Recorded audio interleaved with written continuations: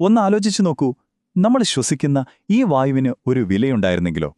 ഇനി നമ്മൾ ദിവസവും കാണുന്ന ഈ ഓരോ മരവും നമുക്ക് വരുമാനം തരുന്ന ഒന്നായി മാറിയാലോ?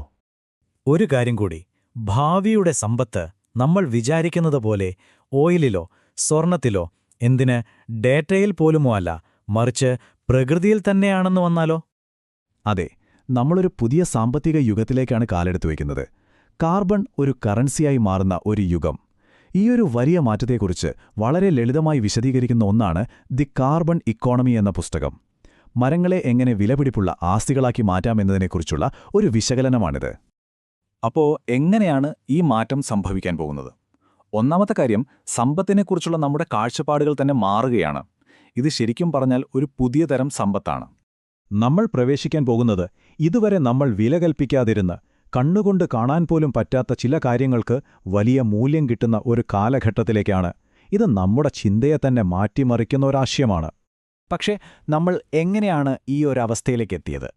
സത്യം പറഞ്ഞാൽ നമ്മുടെ സാമ്പത്തിക വ്യവസ്ഥകൾക്ക് നമ്മൾ കാണാത്ത ഒരു വിലയുണ്ട്. എന്താണെന്ന് നമുക്ക് നോക്കാം. നമ്മുടെയൊക്കെ ഈ സാമ്പത്തിക സിസ്റ്റംസ് ഒരുപാട് മാറിയില്ലേ? പണ്ട് സാധനങ്ങൾക്ക് പകരം സാധനങ്ങൾ കൊടുത്തിരുന്ന ബാട്ട സമ്പ്രദായം, അവിടെ നിന്ന് കൃഷിയായിരുന്നു എല്ലാം എന്ന് വിശ്വസിച്ചിരുന്നൊരു കാലം. പിന്നെ വന്നു ഇൻഡസ്ട്രിയൽ റവല്യൂഷൻ, വലിയ ഫാക്ടറികൾ, ഫോസിൽ ഫ്യൂവൽസ്. ഇപ്പോഴിതാ ഡേറ്റയാണ് രാജാവ് എന്ന് പറയുന്ന ഡിജിറ്റൽ യുഗത്തിലും നമ്മളെത്തി. ഓരോ ഘട്ടത്തിലും വലിയ പുരോഗതിയുണ്ടായി. എന്നാൽ ഇതിനെല്ലാം ഒരു വലിയ വില കൊടുക്കേണ്ടി വന്നു. എന്താണെന്നല്ലേ? പ്രകൃതിയെ നമ്മൾ കണ്ടത് സൗജന്യമായി, എത്ര വേണമെങ്കിലും ഉപയോഗിക്കാവുന്ന ഒരു വിഭവമായിട്ടാണ്. കാലാവസ്ഥാ വ്യതിയാനം പോലുള്ള വലിയ പ്രശ്നങ്ങളിലേക്ക് നമ്മളെ കൊണ്ടെത്തിച്ചത് ആ ഒരു കാഴ്ചപ്പാടാണ്. പക്ഷെ അവിടെയാണ് എല്ലാം മാറ്റിമറിക്കുന്ന ഒരു പുതിയ ആശയം വരുന്നത്. കാർബൺ ഒരു കറൻസിയായി മാറുമ്പോൾ എന്തായിരിക്കും സംഭവിക്കുക? നമുക്ക് നോക്കാം. ദി കാർബൺ ഇക്കോണമി എന്ന പുസ്തകം വളരെ ലളിതമായൊരു ചോദ്യമാണ് ചോദിക്കുന്നത്. പ്രകൃതിയെ സംരക്ഷിക്കുക മാത്രമല്ല, നമ്മുടെ സാമ്പത്തിക വ്യവസ്ഥയുടെ ഒരു ഭാഗമായി അതിനെ വിലമതിക്കുകയും ചെയ്താലോ? ഈയൊരു ചോദ്യത്തിലാണ് ശരിക്കും എല്ലാം അടങ്ങിയിരിക്കുന്നത്. അപ്പോൾ എന്താണ് ഈ പുതിയ ഇക്കോണമിയുടെ അടിസ്ഥാനം? അതാണ് കാർബൺ ക്രെഡിറ്റ്. സിംപിളായി പറഞ്ഞാൽ, ഒരു ടൺ കാർബൺ ഡയോക്സൈഡ് അന്തരീക്ഷത്തിൽ നിന്ന് ഒഴിവാക്കുന്നതിനോ അല്ലെങ്കിൽ പുറന്തള്ളുന്നതിനോ ഉള്ള ഒരു അവകാശത്തെ പ്രതിനിധീകരിക്കുന്ന കൈമാറ്റം ചെയ്യാൻ പറ്റുന്ന ഒരു പെർമിറ്റാണിത്. അതായത് ഒരു കാർബൺ ക്രെഡിറ്റ് എന്ന് പറഞ്ഞാൽ ഒരു ടൺ കാർബൺ ഡയോക്സൈഡ് അന്തരീക്ഷത്തിൽ നിന്ന് നീക്കം ചെയ്തു എന്നതിൻ്റെ ഒരു തെളിവാണ്. കണ്ടില്ലേ? അദൃശ്യമായ ഒന്നിന് നമ്മളിവിടെ കൃത്യമായൊരു മൂല്യം നൽകുകയാണ്. ശരി, ഇതൊക്കെ തിയറിയായിട്ട് കേൾക്കാൻ കൊള്ളാം. പക്ഷേ ഇത് പ്രായോഗികമായി എങ്ങനെയാണ് പ്രവർത്തിക്കുന്നത്? നമുക്ക് പുനഃസ്ഥാപക സമ്പദ്വ്യവസ്ഥ അഥവാ റെസ്റ്റോറേറ്റീവ് ഇക്കോണമിയിലേക്ക് കടക്കാം. ഇവിടെ സംഭവിക്കുന്നത് ഒരു അടിസ്ഥാനപരമായ മാറ്റമാണ്. പഴയ സിസ്റ്റത്തിൽ പ്രകൃതി എന്നത് ചൂഷണം ചെയ്യാനുള്ള ഒരു ഫ്രീ റിസോഴ്സായിരുന്നു. സാമ്പത്തിക വളർച്ചയുടെ പേരിൽ നമ്മൾ പരിസ്ഥിതിയെ നശിപ്പിച്ചു. എന്നാൽ ഈ പുതിയ സിസ്റ്റത്തിൽ പ്രകൃതി എന്നത് പുനഃസ്ഥാപിക്കപ്പെടേണ്ട ഒരു വിലയേറിയ ആസ്തിയാണ്. അതായത് പരിസ്ഥിതിയെ സംരക്ഷിക്കുന്നതിലൂടെ നമുക്ക് നേരിട്ട് വരുമാനമുണ്ടാക്കാൻ സാധിക്കുന്നു.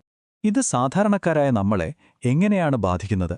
കർഷകർക്ക് അവരുടെ വിളകളിൽ നിന്ന് മാത്രമല്ല, അവർ നട്ടുവളർത്തുന്ന മരങ്ങളിൽ നിന്നും വരുമാനം ലഭിച്ചു തുടങ്ങും. ഉപയോഗിക്കാതെ വെറുതെയിട്ടിരിക്കുന്ന ഭൂമി ഒരു വരുമാനമാർഗമായി മാറും. നമ്മുടെ ഗ്രാമങ്ങൾക്ക് സ്വന്തമായി ഹരിത സമ്പദ്വ്യവസ്ഥകൾ കെട്ടിപ്പടുക്കാൻ സാധിക്കും. എല്ലാത്തിനുമുപരി പുതിയ തലമുറയ്ക്ക് കാലാവസ്ഥാ പ്രശ്നങ്ങൾക്ക് പരിഹാരം കാണുന്നതിൽ ഒരു പുതിയ ലക്ഷ്യം കണ്ടെത്താനും കഴിയും. എന്നാൽ ഈ സിസ്റ്റത്തെ നമുക്ക് എങ്ങനെ വിശ്വസിക്കാൻ പറ്റും? വെറുതെ പറയുന്നതാണോ? അല്ല, ഇതിനു പിന്നിൽ വളരെ ശക്തമായ ടെക്നോളജിയുണ്ട്. സാറ്റലൈറ്റുകൾ ഉപയോഗിച്ച് കാടുകളുടെ വളർച്ചയും ആരോഗ്യവും കൃത്യമായി അളക്കുന്നു. ആർട്ടിഫിഷ്യൽ ഇന്റലിജൻസ് ഈ ഡേറ്റയെല്ലാം പരിശോധിച്ച് കാർബൺ പിടിച്ചെടുക്കുന്നത് ഉറപ്പുവരുത്തുന്നു.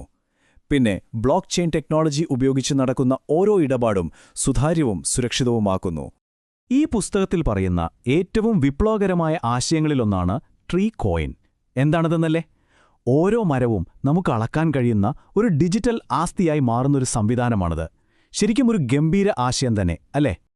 അപ്പോൾ ഈ വരാനിരിക്കുന്ന വലിയ മാറ്റത്തെ ശരിക്കും മനസ്സിലാക്കാനും അതിൽ പങ്കാളിയാകാനും നമ്മളെ സഹായിക്കുന്ന ഒരു വഴികാട്ടിയാണ് ഈ പുസ്തകം എന്ന് പറയാം.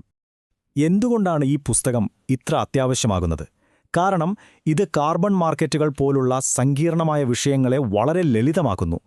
ഇക്കണോമിക്സ്, ടെക്നോളജി, പ്രകൃതി എന്നിവയെ ഒരുമിച്ച് ചേർക്കുന്നു. നമുക്ക് പ്രചോദനം നൽകുന്ന ഒരു പ്രായോഗികമായ കാഴ്ചപ്പാട് തരുന്നു. ഇതിലൂടെ ഈ വലിയ പരിഹാരത്തിന്റെ ഭാഗമാകാൻ ഓരോ വ്യക്തിയെയും ഇത് ശരിക്കും ശാക്തീകരിക്കുന്നു. ഓർക്കുക, ഭാവിയുടെ സമ്പദ്വ്യവസ്ഥ എന്നത് നമ്മൾ പ്രകൃതിയിൽ നിന്ന് എന്ത് എടുക്കുന്നു എന്നതിലല്ല, മറിച്ച് നമ്മൾ പ്രകൃതിക്ക് എന്ത് തിരികെ നൽകുന്നു, എന്ത് പുനഃസ്ഥാപിക്കുന്നു എന്നതിലാണ്. ഇതാണ് ഏറ്റവും നിർണായകമായ കാര്യം. ആ ഭാവിയെക്കുറിച്ച് കൂടുതൽ മനസ്സിലാക്കാൻ, അതിന്റെ ഭാഗമാകാൻ നിങ്ങൾ ആഗ്രഹിക്കുന്നുണ്ടെങ്കിൽ തീർച്ചയായും വായിച്ചിരിക്കേണ്ട ഒരു പുസ്തകമാണ് ദി കാർബൺ ഇക്കോണമി.